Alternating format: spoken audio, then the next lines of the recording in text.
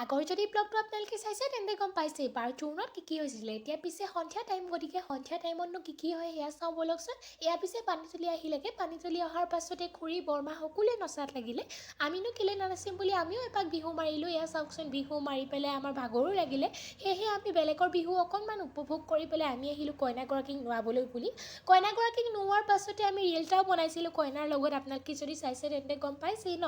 এইফালে পিছে আমি ৰিল বনাই পেলাই আহিলোঁ 9গৰাকী ছোৱালী ফুৰিবলৈ বুলি।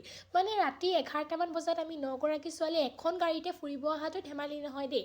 সেয়েহে আমি আহিছোঁ আৰু এইফালে পিছে ভাত কেইটামান খাই ল'লোঁ। ভাত খাই পেলাই আহি পাইছোঁ ৰাতিপুৱা। এয়া চাওকচোন, আজি বিয়াই হ'ব। কিন্তু আমাৰ গুগুলো মেনেজনীয়ে কৈছে মোক কিন্তু তাইৰ লগত মই নবহিলোঁ। তাইক ক'লোঁ তুমি পজ দিয়া, মই ফটো মাৰিম। এইফালে পিছে ডেক'ৰেশ্যনৰ কাম সকলোবোৰ হৈ গ'ল। এয়া বফে ছিষ্টেমৰ বাবে ৰেডি কৰা হৈছে। আৰু আমাৰ গুগুলো মাইনাজনীয়ে মোক বিস্কুট খুৱাবলৈ এয়া বিস্কুট খা কৈ আছে। বাৰু যি কি নহওক মই ক'লোঁ নাখাওঁ, তুমিয়ে খোৱা। এয়া আমি আহিলোঁ নপুৰুষৰ স্বাৰ্থ। নপুৰুষৰ স্বাৰ্থতে সেৱা কৰি পেলাই আমি আকৌ ঘৰলৈ যাওঁ বুলি ভাবিলোঁ। আৰু কি হয় চাম।